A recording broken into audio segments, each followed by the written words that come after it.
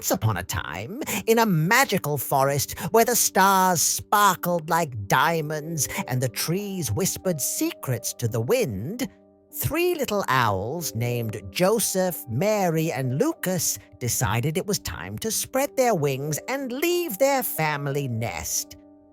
The owls loved each other dearly, but they were excited to build homes of their own. Mary, do you know what I'm going to do? I'm going to build my nest quickly so I can spend more time playing. Great idea. I'll make mine cozy and comfortable. It'll be perfect. Yo haré una casa muy fuerte que dure para siempre. Good idea, Lucas. Making a strong house that lasts forever. And so off they flew, each to their own corner of the forest. But lurking in the shadows with a gleam in his cunning eyes was Knox the Fox. Knox the Fox was always looking to take advantage of little animals in the forest, and after seeing the owls flying away, he thought to himself, 3 little owls out on their own? What a feast I'll have tonight! Knox licked his lips and began plotting how he could catch them. Joseph, the youngest and most carefree of the owls, found a sunny clearing filled with twigs, and he said, These twigs are light and easy to carry. I'll finish my nest before the sun sets. Joseph worked quickly, piling and stacking twigs until he had built a cozy little nest. He was so proud of his work that he spent the rest of the afternoon hooting happily. But as the sun dipped below the horizon, Knox the Fox appeared. His sharp nose twitched as he sniffed out the little owl's nest. Little owl, let me come into your house. Not by the feathers of my feathery chin. Then I'll huff, and I'll puff, and I'll blow your nest in.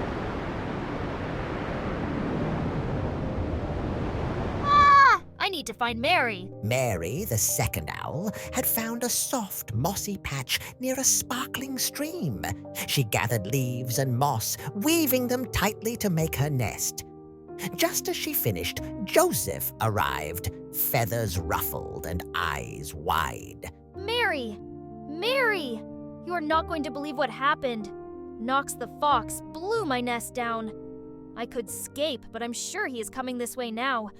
Quick, let's close all the windows and doors. Don't worry, Joseph. My nest is much stronger. I'm sure we won't even notice the foxes outside. Please, let's play and relax. But before they could feel safe, a shadow fell over them.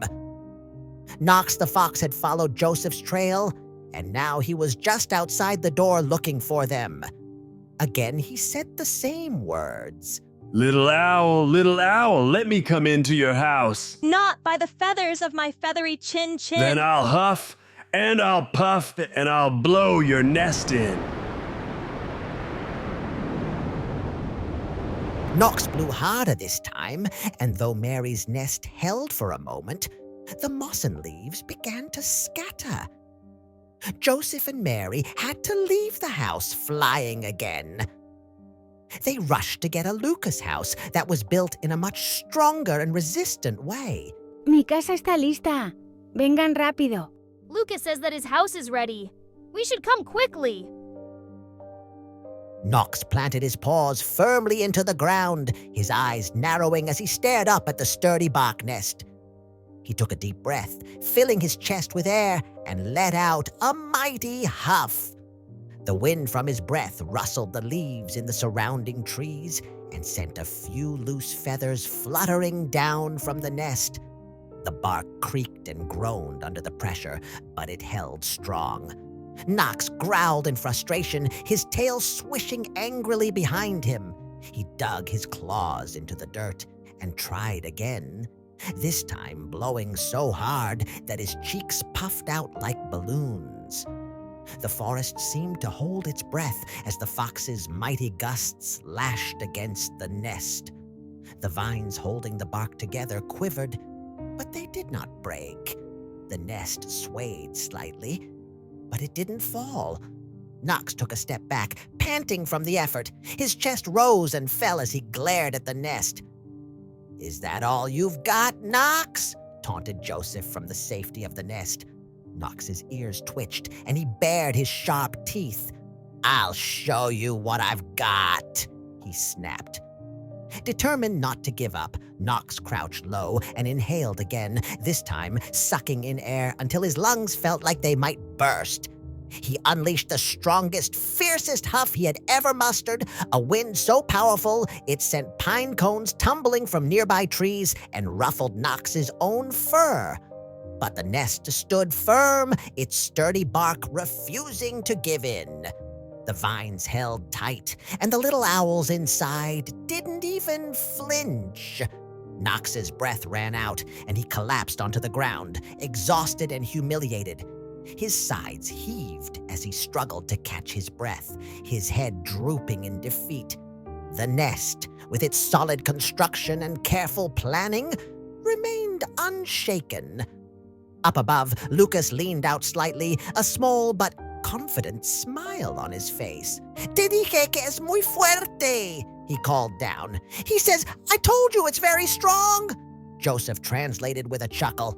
Knox grumbled under his breath and staggered to his feet, casting one last glare at the unyielding nest. "Bah, you win this time, owls," he growled, "but I'll find an easier meal elsewhere." With that, the fox slunk off into the shadows, his pride bruised and his stomach still empty. The three little owls watched him disappear into the forest, safe and sound in their unshakable nest. From that day on, the three little owls lived not just as siblings, but as a team. They helped other animals in the forest build strong homes too, warning them about Knox the Fox. And as for Knox, well, he learned that these owls were no easy prey. Over time, even he began to respect their cleverness and stopped prowling so near. As the years passed, the magical forest remained a peaceful place, with Joseph, Mary, and Lucas becoming wise role models for all who lived there. And every night, under the glow of the moon, they would call to one another from their nests. Good night, Mary. Good night, Lucas. Buenas noches, Joseph and Mary.